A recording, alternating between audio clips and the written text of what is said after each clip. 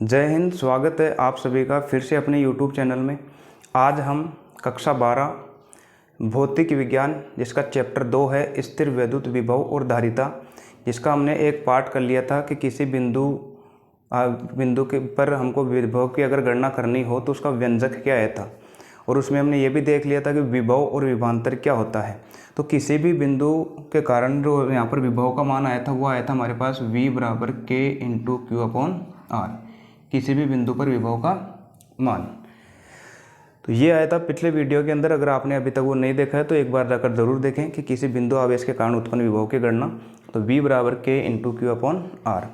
आज जो हमारा जो टॉपिक है वो है विद्युत द्विध्रुव के कारण विद्युत विभव की गणना, जो कि यह बहुत ही एक इम्पोर्टेंट टॉपिक भी है। एग्जाम में बहुत बार इसकी डेरिवेशन भी आ चुकी है। तो आइए शुरू करते हैं कि जो हमारे पास विद्युत द्विध्रुव है उसके कारण विद्युत विभव की गणना कैसे करते हैं। तो सबसे पहले हमको ये जानना है कि विद्युत द्विध्रुव क्या है, और ये चैप्टर फर्स्ट में आ चुका था कि विद्युत द्विध्रुव जो है ये दो आवेशों का समूह होता है, जो कि प्रकृति में ये हमारे पास विपरीत होंगे, अर्थात एक माइनस आवेश होगा तो दूसरा वाला प्लस का होगा, लेकिन परिमाण में ये दोनों समान रहेंगे, दोनों पर आवेश का मान बराबर रहेगा। और अगर इन दोनों आवेशों को हम निश्चित दूरी पर रख देंगे तो निश्चित दूरी के मध्य की दूरी को हमने 12 से व्यक्त किया था पिछले वीडियो में, अध्याय नंबर 1 में। तो इनके मध्य की दूरी को 12 माना था, तो वही हमको लेना है द्विध्रुव, और उसके कारण किसी बिंदु पर विद्युत विभव की गणना करनी है। तो अब देखिए हम शुरू करते हैं। मान लेते हैं हमारे पास दो आवेश है, एक तो ये माइनस वाला है और एक ये प्लस आवेश, ठीक है। एक माइनस आवेश है और एक प्लस आवेश है। इनका मध्य के बिंदु मान लेते हैं O, मध्य का बिंदु O।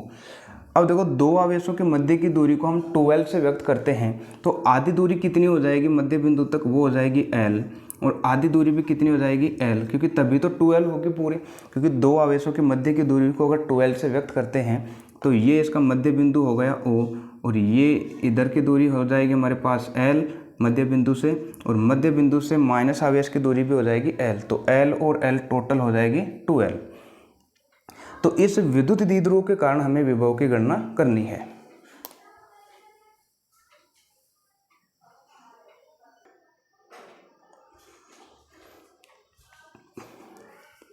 अब हम मान लेते हैं कि इस मध्य बिंदु विद्युत द्विध्रुव के मध्य बिंदु से r दूरी पर कोई हमारे पास बिंदु P स्थित है। ये है r दूरी पर कोई बिंदु P, हम यहाँ पर कोई एक बिंदु P मान लेते हैं। ये P बिंदु स्थित है और इस बिंदु P पर हमें विद्युत विभव की गणना करनी है। तो अब देखो इस बिंदु O से हमने इसकी दूरी को मान लेते हैं R, बिंदु O से बिंदु P के मध्य की दूरी को हमने मान लिया R से व्यक्त करते हैं। तो हमारे पास ये दो आवेश है, ठीक है। तो कुछ आवेश ये इस पर विभव उत्पन्न करेगा और प्लस के आवेश कुछ इस पर उत्पन्न करेगा विभव। तो ये दोनों मिलाकर जो इस पर विभव उत्पन्न करेंगे, तो दोनों आवेशों के कुल विभव को अगर जोड़ देंगे तो इस बिंदु P पर हमारे पास कुल विभव प्राप्त हो जाएगा, कुल विभव प्राप्त हो जाएगा। तो पहले हम देखते हैं कि माइनस आवेश के कारण उत्पन्न विभव कितना है। तो मान लेते हैं माइनस आवेश जो है और इस बिंदु P की जो मध्य की दूरी है इसको हम मान लेते हैं R1, माइनस Q आवेश से बिंदु P के जो दूरी है इसको हम R1 मान लेते हैं, और जो हमारे पास ये प्लस Q आवेश है और ये जो बिंदु P है यहाँ तक की दूरी को मान लेते हैं R2, यहाँ तक की दूरी को हमने मान लिया R2। तो माइनस Q आवेश से बिंदु P की दूरी R1 तथा प्लस Q आवेश से इस बिंदु P की दूरी है R2, तथा विद्युत द्विध्रुव के मध्य बिंदु O से बिंदु P के मध्य की दूरी है R, ये R1 और ये R2। तो दो आवेश हो गए, एक तो माइनस Q आवेश हो गया और एक प्लस Q आवेश हो गया। तो माइनस Q आवेश इस बिंदु पर कुछ विभव उत्पन्न करेगा और एक प्लस Q आवेश इस बिंदु P पर कुछ विभव उत्पन्न करेगा। तो कौन कौन से विभव उत्पन्न करते हैं आइए देखते हैं। तो सबसे पहले हम ले लेते हैं माइनस Q आवेश, माइनस Q आवेश। तो माइनस Q आवेश के कारण, माइनस Q आवेश के कारण बिंदु P पर उत्पन्न विभव V1 हो तो V1 का मान यहाँ से हमारे पास आ जाएगा V1 बराबर, देखो अब हमको पता है अगर किसी भी बिंदु पर हमें विभव की गणना करनी है तो विभव का फॉर्मूला ये होता है V बराबर K into q upon are.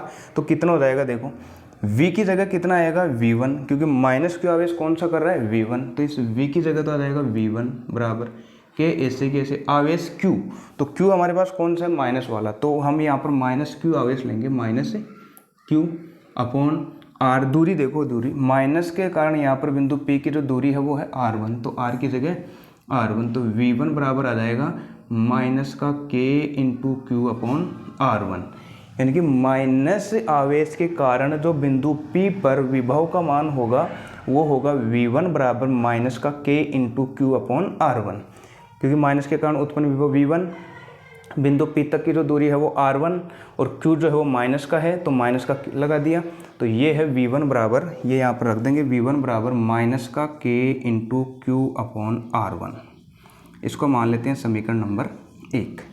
इसी तरीके से ये माइनस के कारण हो गए, अब हम लेते हैं प्लस आवेश के कारण, प्लस क्यू आवेश के कारण,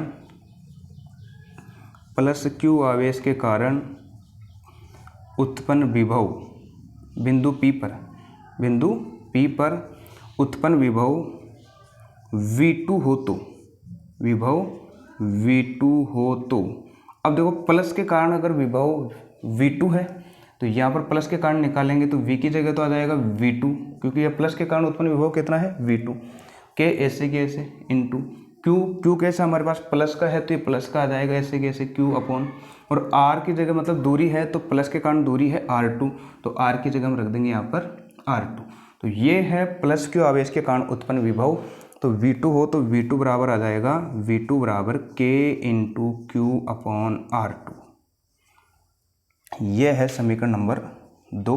तो कमेंट करके बताओ कि ये दोनों समीकरण क्लियर है कि नहीं है। तो देखो हमारे पास पहले माइनस आवेश था, तो माइनस के कारण ये हो गया v बराबर k into q upon r1, लेकिन ये आएगा माइनस का क्योंकि आवेश है माइनस का। प्लस के कारण भी यही आएगा v2 बराबर k into q upon r2, लेकिन ये आएगा प्लस का। तो बिंदु P पर कुल विभव, बिंदु P पर, बिंदु P पर कुल विभव, तो बिंदु P पर कुल विभव का मान हो जाएगा, कुल विभव को हम एक बार v से मान लेते हैं, तो v बराबर आ जाएगा v1 प्लस v2, क्योंकि v1 और v2 दो ही है, अगर इनको जोड़ देंगे तो बिंदु P पर हमारे पास कुल विभव का मान आ जाएगा, तो v बराबर आ गया v1 प्लस v2। तो यहाँ से हम क्या करते हैं कि इसको मान लेते हैं समीकरण नंबर 3। तो समीकरण 3 में समीकरण 1 और 2 का मान रख देंगे, 1 और 2 का मान रखने पर, 1 और 2 का मान रखने पर तो कितना आएगा, देखो ये नीचे तक दिख रहा है,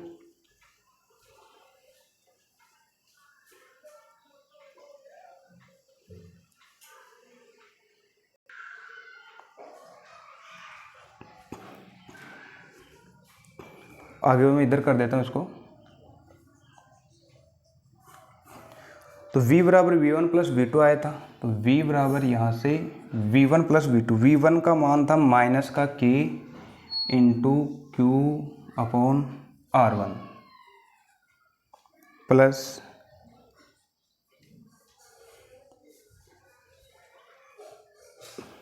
और v2 का मान ये रहा k into q upon r2, k into q upon r2।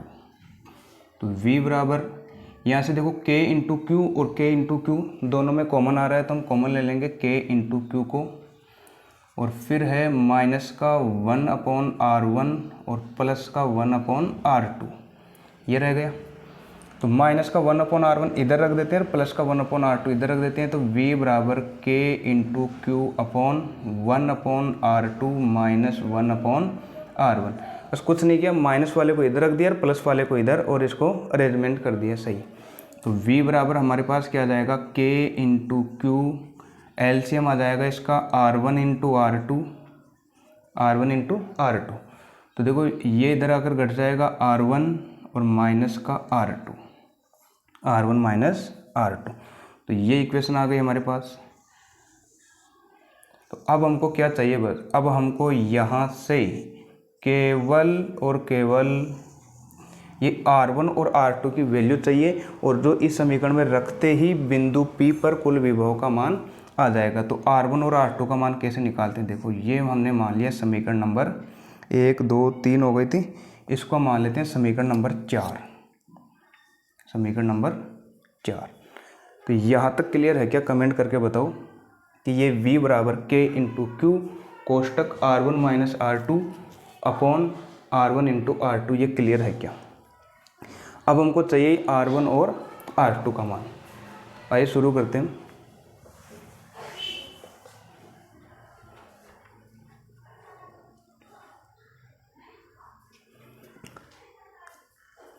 यानी कि एक तो हमको ये R1 की वैल्यू चाहिए और एक चाहिए R2 की। तो देखो R2 पहले हम ले लेते हैं, इसके नामांकित कर देते हैं। जैसे बिंदु A है, ये बिंदु B है, ये बिंदु P हो गया, ये O हो गया। तो अब हम क्या करते हैं,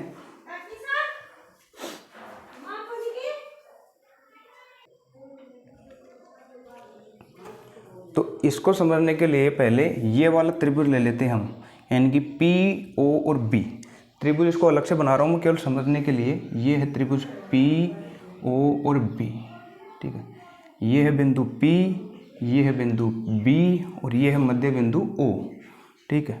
और ये दूरी है R और ये दूरी थी R2 और ये दूरी है L, ये दूरी है L। यानी कि ये वाला त्रिभुज लिया है और हम मान लेते हैं यहाँ पर कोण जो बन रहा है वो है थीटा, यहाँ पर जो कोण बन रहा था वो है थीटा, ठीक है। अब देखो हम क्या करते हैं कि बिंदु B से जो सामने वाली भुजा है इस पर लंब डालेंगे, बिंदु B से, और यहाँ पर हमने डाल दिया लंब, और लंब डालते ही यहाँ पर एक बिंदु C प्राप्त हो गया, एक बिंदु C, ये हमारे पास बिंदु C प्राप्त हो गया। लंब डालने का मतलब क्या है कि जैसे ही आपने बिंदु B से इस OP भुजा पर अगर लंब डाला है तो बिंदु आपको C प्राप्त हो गया।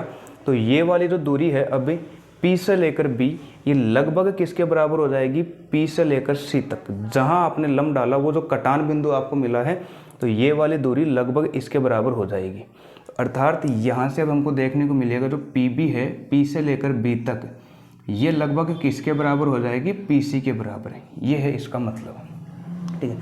अब हम देखते हैं कि यहाँ से जो हमने त्रिभुज लिया था, तो सामने वाले भुजा पर अगर हम लंब डालेंगे, सामने वाली भुजा पर, तो एक बिंदु हमको मिलेगा और इस बिंदु का मान लेते हैं C, इस बिंदु का हमने मान लिया C।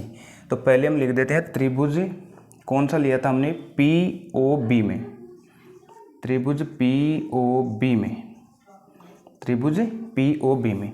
तो बिंदु B से यहाँ पर लिख देंगे, बिंदु B से OP भुजा पर लंब डालने पर, OP भुजा पर लंब डालने पर, जैसे ही हमने लंब डालने पर क्या होगा कि ये वाली जो दूरी है BP, ये लगभग PC के बराबर होगी। B से लेकर P तक किसके बराबर प्राप्त हो जाएगी, ये जो बिंदु अब नया वाला मिला है हमको C वाला, C से लेकर P के बराबर, C से लेकर P के बराबर। यानी कि हमको ये दूरी चाहिए C से लेकर P तक।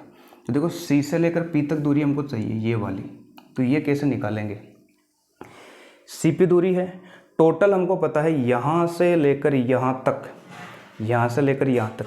अगर हमको CP निकालनी है, CP, तो CP कैसे निकालेंगे, देखो पूरी में से, यानी कि पूरी हमारे पास OP, इसमें से फिर हमको ये घटाना पड़ेगा OC, CP बराबर OP माइनस OC। क्योंकि CP अगर हमको चाहिए, ये केवल इतनी दूरी चाहिए हमको, देखो ये वाली, ये, और पूरी हमको पता है कि मध्य बिंदु O से लेकर P तक की दूरी टोटल कितनी थी, R। ये देखो पूरी यहाँ से लेकर यहाँ तक थी R। तो इस पूरी में से अगर हम ये नीचे वाली घटा दें, ये घटा देंगे तो ये वाली दूरी प्राप्त हो जाएगी हमको। तो इस पूरी में से पूरी कितनी है, O से लेकर P तक, तो O से लेकर P तक हम घटा रहे हैं नीचे वाली OC तक।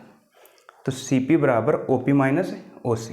तो CP अगर हमको निकालना है, CP बराबर, तो CP बराबर कैसे आएगा, OP minus OC, OP minus OC। अब देखो CP जो है, CP ये अभी हमने देखा था लंब डालने पर कि ये जो CP है ये लगभग किसके बराबर आई थी लंब डालने पर, PB के बराबर। और PB की वैल्यू हमको पता थी वो है R2, PB की वैल्यू कितनी थी, R2 थी। तो जितना BP का मान होगा उतना ही CP का मान होगा। BP का है R2 तो CP का भी कितना हो जाएगा, R2।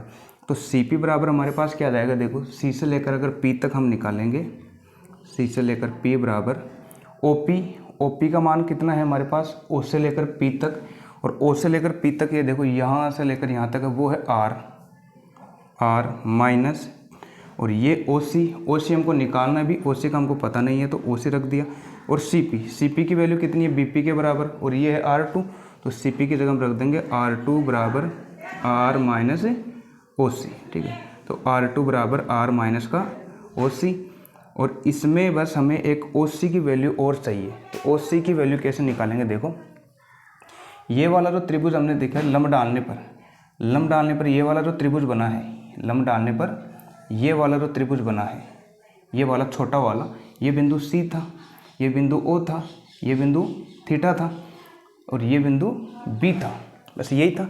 ये छोटा वाला त्रिभुज अगर आप ध्यान से देखेंगे तो ये वाला था हमारे पास, और ये वाली दूरी ओ से लेकर बी तक की दूरी थी एल, ये देखो ओ से लेकर बी तक की दूरी थी एल, और हमको चाहिए सिर्फ ये वैल्यू, हमको चाहिए ये वैल्यू। अब देखो किसी भी भुजा पर अगर हम लंब डालते हैं तो वहाँ पर कौन बनता है 90 डिग्री का, वहाँ पर कौन बनता है 90 डिग्री का, तो ये 90 डिग्री का। अब इस त्रिभुज में 90 डिग्री के सामने की भुजा हमेशा कर्ण होती है, हमेशा कर्ण होती है।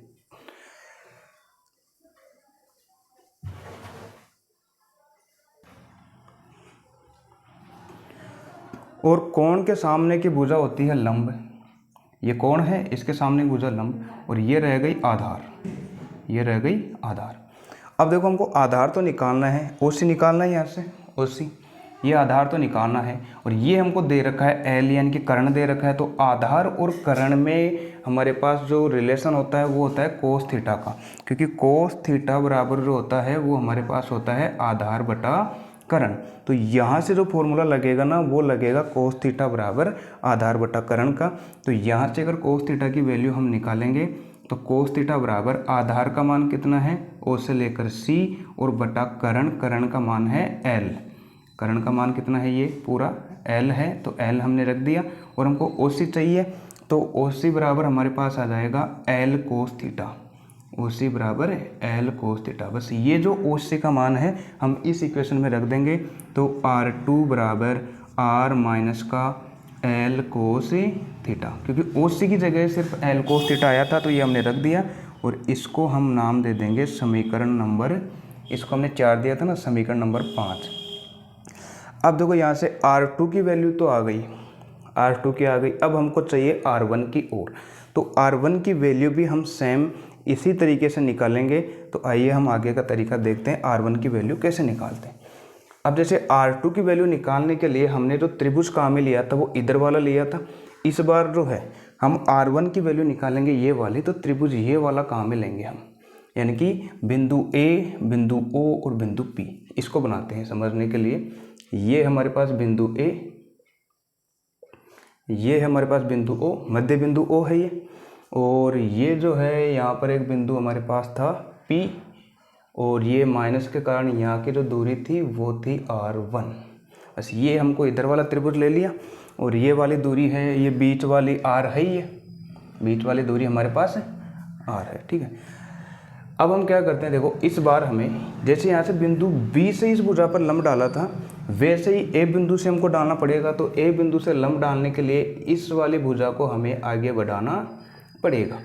हम मान लेते हैं यहाँ से बिंदु O से इस भुजा को आगे बढ़ा दिया, और बिंदु A से यदि इस भुजा पर लंब डाल लेंगे और एक बिंदु हमें अन्य D प्राप्त होता है, क्योंकि C तो इसमें मान लिया था हमने, इस वाले को मानना पड़ेगा D, ये वाला बिंदु D हो गए।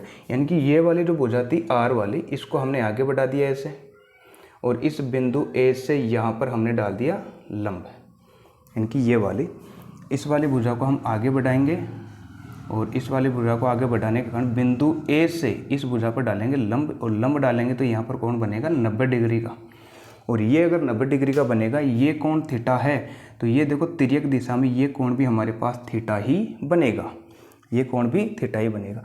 A से लेकर O तक की दूरी है हमारे पास L, और O से लेकर B तक की भी दूरी थी L, यानी कि A से लेकर O तक की जो दूरी है वो है L, वो है L। और जहाँ पर लंब डालते हैं वहाँ पर कोण हमेशा 90 डिग्री का बनता है, वहाँ पर हमेशा 90 डिग्री का बनता है। अब हमको चाहिए, देखो इसमें क्या कि ये वाली जो दूरी है, अब ये जो यहाँ से बिंदु ए से अगर हमने ए डी पर लंब डाला है तो ए से लेकर जो पी की दूरी है ये लगभग इस बार डी से लेकर पी के बराबर हो जाएगी। यानी कि जो ये ए से लेकर पी तक की जो दूरी है ये लगभग किसके बराबर हो जाएगी, जहाँ पर लंब डाला है डी से लेकर पी तक की, डी से लेकर पी, यानी कि ये वाली जितनी दूरी है ये लगभग इस बार इतनी हो जाएगी डी पी। तो ए पी बराबर क्या आ जाएगा हमारे पास डी पी, और ए पी का जो मान है वो ही लगभग डी पी के बराबर होगा। तो अब देखो यहाँ से ए पी का मान हमारे पास R1 था, तो डी पी का मान भी कितना होगा, R1 होगा, डी पी का मान भी R1, जैसे सेम इसमें क्या था वैसा ही है। अब देखो हमको चाहिए ये डी से लेकर पी तक की दूरी, डी से लेकर पी तक की दूरी चाहिए। तो डी से लेकर पी तक की दूरी कैसे निकालेंगे, देखो पहले तो हमने क्या किया था, यहाँ पर लंब डाला था, तो ये वाली निकालनी थी हमको केवल ऊपर वाली, तो पूरी में से इस नीचे वाले को घटाना पड़ा था। इस बार हमने बढ़ा दिया है, तो बढ़ाने के कारण क्या होगा कि इस वाली दूरी में ये वाली जोड़नी पड़ेगी हमको, क्योंकि बढ़ाने पर तभी तो आएगी ना, ये जोड़नी पड़ेगी। यानी कि अगर हमको ये डी से लेकर पी तक चाहिए तो इस ओ पी में हमको ये ओ डी और जोड़नी पड़ेगी। ओ पी के अंदर हमने जोड़ दिया ओ डी को, ओ पी में जोड़ दिया ओ डी को, ठीक है। अब देखो यहाँ से डी पी, ये डी से लेकर पी जो है ये कब आएगा, जब हम इस ओ डी में ओ पी को जोड़ेंगे, और ओ पी की वैल्यू हमको पहले से ही पता है वो है आर, इसकी जो है आर, और डी पी हमने अभी इस पर लंब डाला था और ये आ गया था ए पी के बराबर, तो ये है ए पी का मान यहाँ पर R1, तो R1 बराबर यहाँ से R प्लस ओ डी आ गया, R प्लस ओ डी आ गया। अब देखो जैसे ही ओ डी आ गया, यानी कि ये है O और D, अब ये हमको और चाहिए, जैसे इसमें ओ सी चाहिए था, इसमें हमें चाहिए ओ डी, तो इसमें भी क्या होगा, देखो ओ डी हम कैसे निकालेंगे, 90 डिग्री के सामने की भुजा हमेशा कर्ण होती है, चलो ठीक है। ये कोण इधर वाला देखो थीटा है, तो सामने वाला थीटा बन रहा था, इधर वाला थीटा बन रहा था। कोण के सामने की भुजा लंब होती है, ये बच गई जो वो है आधार, वो है आधार। तो ये आधार हमको चाहिए, ओ से लेकर डी यानी चाहिए आधार, और दे हमको रखा है कर्ण यानी कि लंब, और कर्ण यानी कि एल।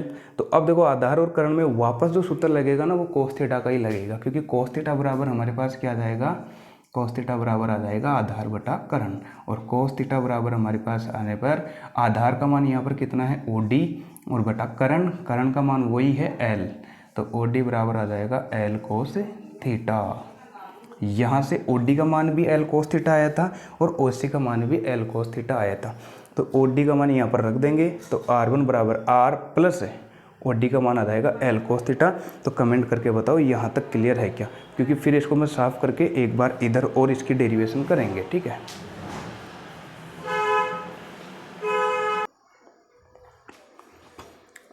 अब हम क्या करेंगे, त्रिभुज कौन सा लेंगे हम, इस बार त्रिभुज ये लेंगे, त्रिभुज ए पी ओ में, त्रिभुज ए पी ओ में, त्रिभुज ए पी ओ में बिंदु,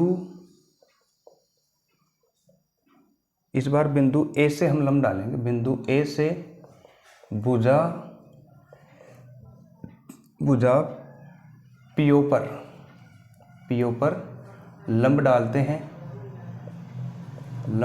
हैं, अतः अब हमारे पास जो प्राप्त होगा वो क्या होगा कि ये जो ए से लेकर पी है ये लगभग प्राप्त होगा डी से लेकर पी तक, और दोनों किसके बराबर होंगे, ए पी का मान और डी पी का मान। ए पी का हमको दे रखा है R1, ये है R1। इसी तरीके से अब हम क्या करेंगे यहाँ से कि ये हमको दूरी चाहिए डी से लेकर पी तक, तो डी से लेकर पी तक की दूरी हम कैसे निकालेंगे, ओ से लेकर पी तक की जो दूरी है इसमें जोड़ेंगे डी से लेकर ओ तक या ओ से लेकर डी तक। ये समझ में आ गया। डी से लेकर पी तक हम कैसे निकालेंगे, पूरी कैसे निकालेंगे, पहले पी से लेकर ओ और फिर ओ से लेकर डी तक को जोड़ देंगे तो पूरी आ जाएगी पी से लेकर डी तक। तो डी पी का मान हम निकाल चुके हैं, R1 है, R1 बराबर ओ पी का हमको पहले से इसको मान लिया था, ये है R प्लस ओ डी, ठीक है, ये आ गया। अब यहाँ से हम लिख देंगे कि वही त्रिभुज छोटा वाले में, ठीक है, त्रिभुज ए डी ओ में, त्रिभुज ए डी ओ में ओ डी बराबर कितना आएगा, त्रिभुज से हमने निकाला था कि ओ डी बराबर आया था L cos theta, O D बराबर आया था हमारे पास एल कोस थीटा, और इसमें भी ओ सी बराबर एल कोस थीटा आया था। बस ये जो ओ डी का मान है यहाँ पर रखेंगे तो आर वन बराबर आर प्लस ओ डी का मान आ गया एल कोस थीटा। और ये जो है ना समीकरण नंबर, इसको मान लेते हैं हम 6, समीकरण नंबर 6। और अब देखो यहाँ से अगर आप देखेंगे R2 का मान है R minus L cos theta और R1 का मान है R plus L cos theta. बस फर्क किसका है, प्लस और माइनस का है। फर्क सिर्फ किसका है, प्लस और माइनस का। अब यहाँ पर है R minus L cos theta और यहाँ पर है R plus L cos theta. अब माइनस और प्लस देखो, R2 वाले में हम क्या कर रहे थे, इसको घटा रहे थे, तो घटाने के कारण माइनस एल कोस थीटा आ गया था। R2 वाले में अगर आप इधर देखेंगे इस वाले त्रिभुज के अंदर, इसमें हमने बढ़ाया था यानी कि जोड़ना पड़ा था, तो इसमें R1 के अंदर R में कुछ जोड़ा था हमने, R में कुछ जोड़ा था, वो क्या आया था, एल कोस थीटा। तो R1 में हमने कुछ जोड़ा था R plus L cos theta. R2 वाले में हमने क्या किया था, घटाया था, यानी कि इस R में से घटाया था ये वाला, तो ये रहा R माइनस का एल कोस थीटा। अब हम क्या करेंगे, ये जो दोनों मान है ना 5 और 6, समीकरण 5 और 6 का मान, समीकरण 5 और 6 का मान हम रख देंगे समीकरण नंबर 4 में, का मान समीकरण 4 में रखने पर, समीकरण 4 में रखने पर, और जैसे ही इसको रखेंगे तो देखो हमारे पास v बराबर क्या जाएगा, v बराबर k इंटू क्यू, और R1 में से R2 को घटाना है तो R1 की वैल्यू ये रही R प्लस का एल कोस थीटा, और इसमें से हमें घटाना है माइनस R2, और R2 की वैल्यू ये रही R माइनस का L cos theta, R minus का एल कोस थीटा। ठीक है, बट्टे में आ गया ये दोनों का गुणा R1 इंटू R2, R1 का मान ये रहा R माइनस का एल कोस थीटा इंटू, और ये है R प्लस का एल कोस थीटा। ठीक है, R1 इंटू R2 को हमने गुणा कर दिया और ये हो गया कोष्टक बंद।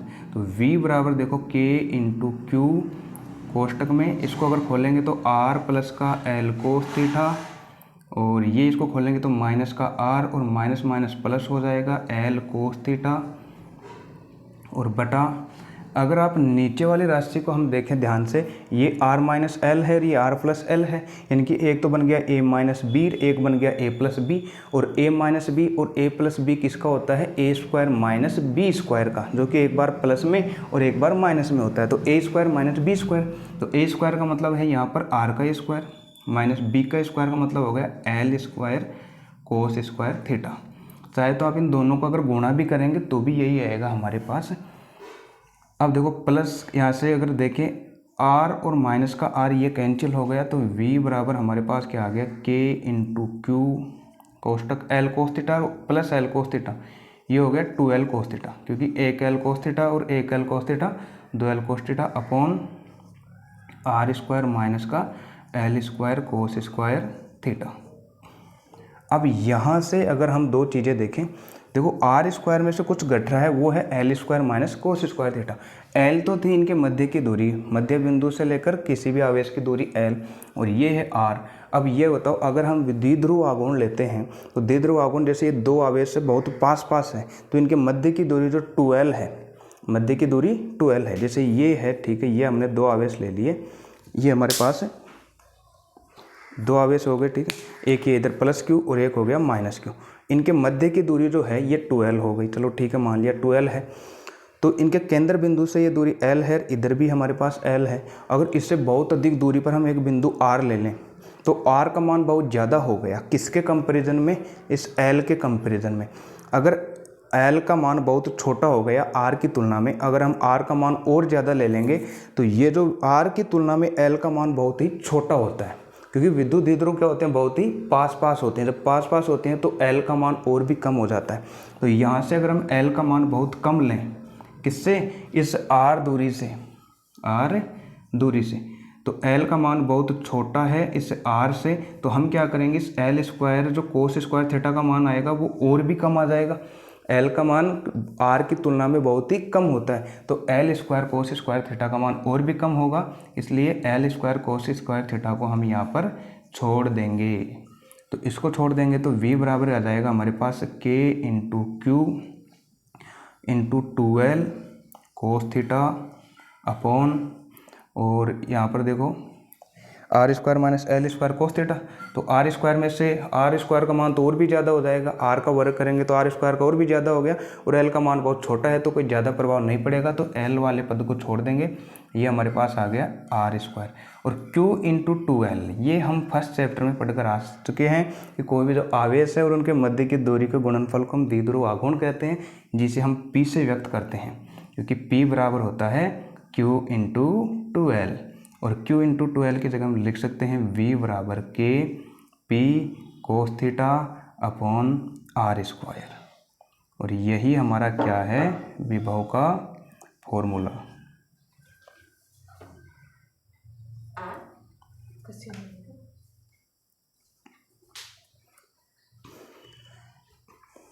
तो ये बताओ यहाँ तक कमेंट करके कि ये क्लियर है कि नहीं है।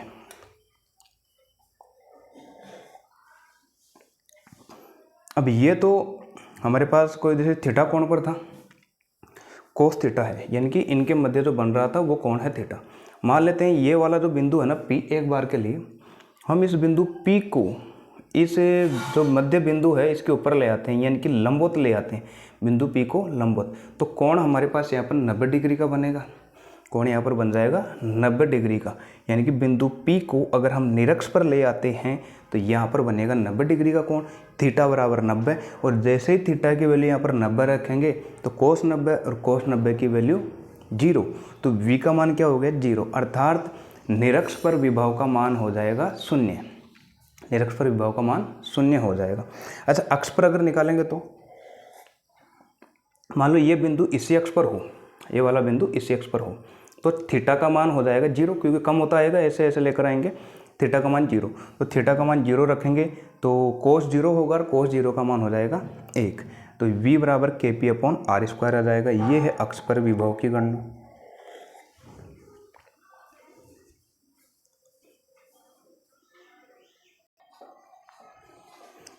यहाँ पर हम दो यहाँ पर कंडीशन लगा देंगे। यदि बिंदु निरक्ष पर है, P बिंदु किस पर है, निरक्ष पर, P बिंदु निरक्ष पर हो यानी कि लंबवत हो, तो यहाँ से थीटा बराबर आ जाएगा 90 डिग्री। तो थीटा बराबर आप जैसे 90 डिग्री रखेंगे तो विभव का मान यहाँ से आ जाएगा 0, विभव का मान 0। यदि P बिंदु अक्ष पर हो, P बिंदु अक्ष पर हो तो ये अक्ष, सॉरी वो अक्ष आएगा, वैसे बिंदु अक्ष हो तो फिर यहाँ से थीटा का मान 0 डिग्री, तो जैसे आप रखेंगे तो V बराबर क्या आ जाएगा K into P upon R square. और ये जो फॉर्मूला आएगा ना वो अक्ष के लिए है, वो है अक्ष के लिए। तो ध्यान रखना विभव का मान हमेशा निरक्ष पर कैसा होता है 0, और अक्ष पर कितना होता है KP अपॉन आर स्क्वायर। अब पूरे डेरिवेशन में हमने क्या किया था इसका एक बार और देख लेते हैं। सबसे पहले हमने विद्युत द्विध्रुव लिया था -q आवेश और +q आवेश, जिसको बिंदु A मान लिया और बिंदु B।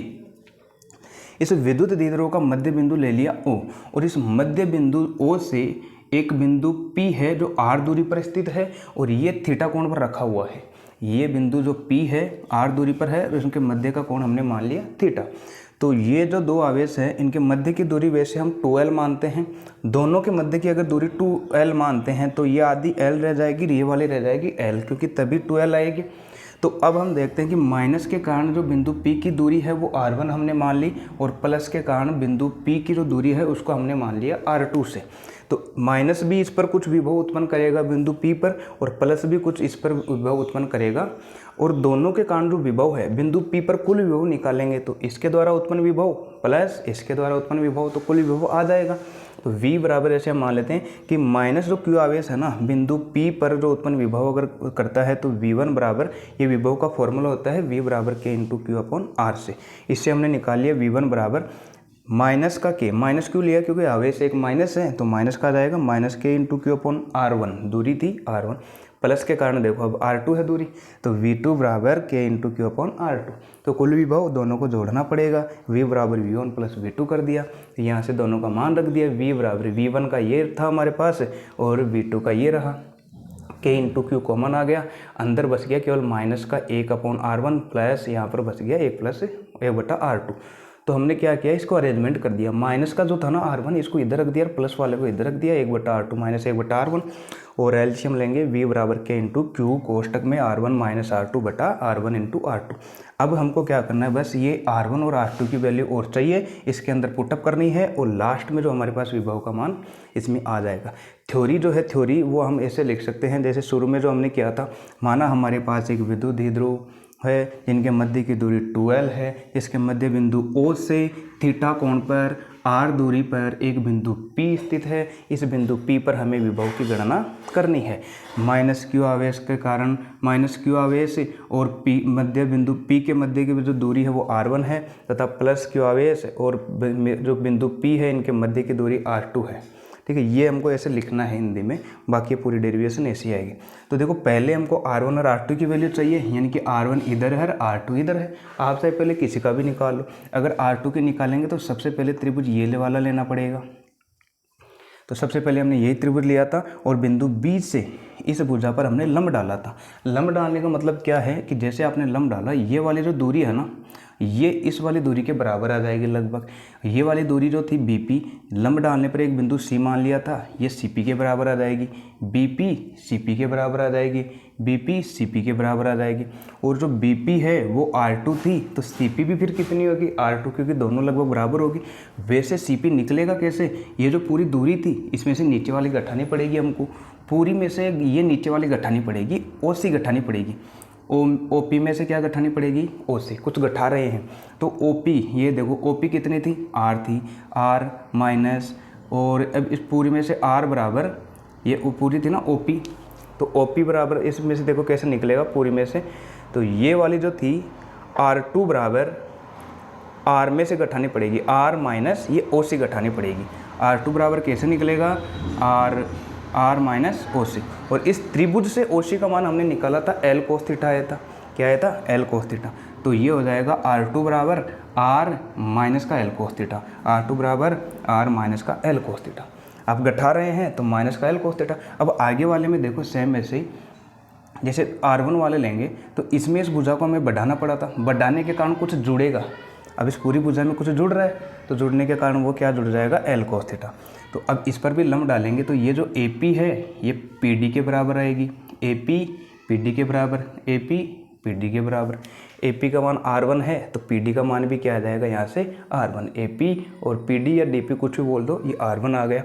और हमको ये चाहिए पूरी दूरी, PD तक चाहिए। अब PD में ये इतनी तो थी हमारे पास, O से लेकर P तक, ये हमने और बढ़ाया तो ये और जोड़ना पड़ेगा, OD। तो यानी कि हमको इसे OP में ये OD जोड़ना पड़ेगा। तो R1 बराबर, क्योंकि ये पूरी दूरी कितनी थी, R1 थी, इसके बराबर, तो R1 बराबर R में कुछ जोड़ना पड़ेगा, OD। R1 बराबर R में हमने जोड़ दिया OD को, और ये वाला त्रिभुज ले लिया। त्रिभुज से हम निकाल चुके हैं कि OD का मान कितना आया था हमारे पास, L कोस थीटा। तो OD का मान हमने रख दिया L कोस थीटा। तो R2 इसमें से कुछ घटाया था तो सीधा रखना R में घटाया था, R में घटा रहे हैं तो R माइनस का L कोस थीटा, और इसमें से R में कुछ जोड़ रहे हैं तो R1 बराबर R प्लस L कोस थीटा। ये दोनों आ गए, R माइनस L कोस थीटा और R plus L cos theta, दोनों के मान यहाँ पर रख दिए हमने और ये कैलकुलेशन कर ली। और कैलकुलेशन करने के बाद लास्ट में हमको प्राप्त हो गया V बराबर KP into cos theta upon R square. और दोनों की स्थिति भी देख ली कि निरक्ष पर का क्या होगा और अक्ष पर इस विभव का मान क्या होगा। तो निरक्ष पर हमारे पास विभव का मान 0 आया और अक्ष पर V बराबर KP अपॉन R स्क्वायर आया। कमेंट करके ज़रूर बताना है कि ये वाला जो टॉपिक है वो समझ में आया कि नहीं आया, क्योंकि एग्ज़ाम की दृष्टि से यह जो टॉपिक है बहुत ही महत्वपूर्ण है, एग्ज़ाम में बहुत बार आ चुका है। मिलते हैं अगले वीडियो में एक नए टॉपिक के साथ, तब तक के लिए जय हिंद।